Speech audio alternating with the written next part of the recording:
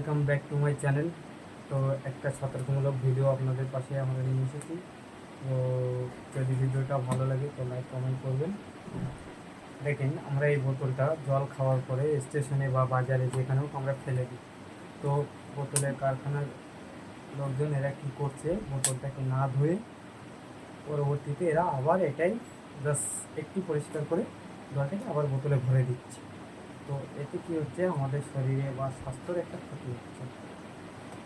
তো এটা আমরা কী করতে পারি যাতে বোতলটা আবার পুনরায় তৈরি হয়। প্লাস্টিক আমরা সবাই জানি, যেটা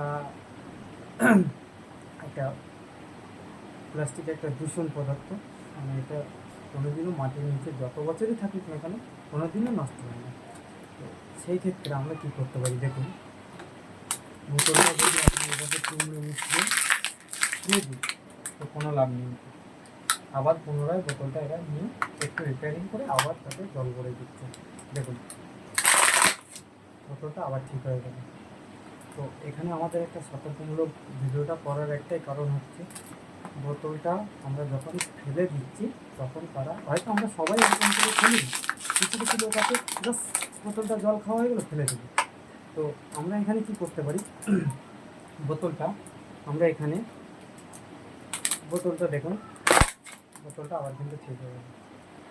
আমরা একটা জিনিস করতে পারি, জাস্ট সিপিটা দেখতে পাচ্ছেন আপনারা, এইভাবে মুড়িয়ে এর ভিতরে আমরা ফেলে দিলাম।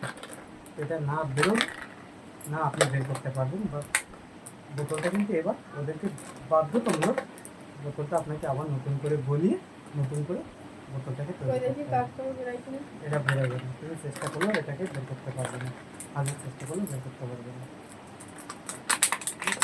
তো আপনাদের একটাই সতর্ক বার্তা, আপনারা বাড়িতে ট্রাই করেও দেখতে পারেন।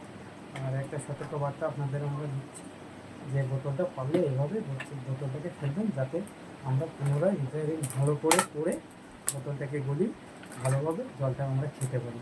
এটা আমাদের স্বাস্থ্যের জন্য উপকারী। তো ভিডিওটা যদি ভালো লাগে লাইক কমেন্ট করবেন। Tata, bye bye. Good night, by.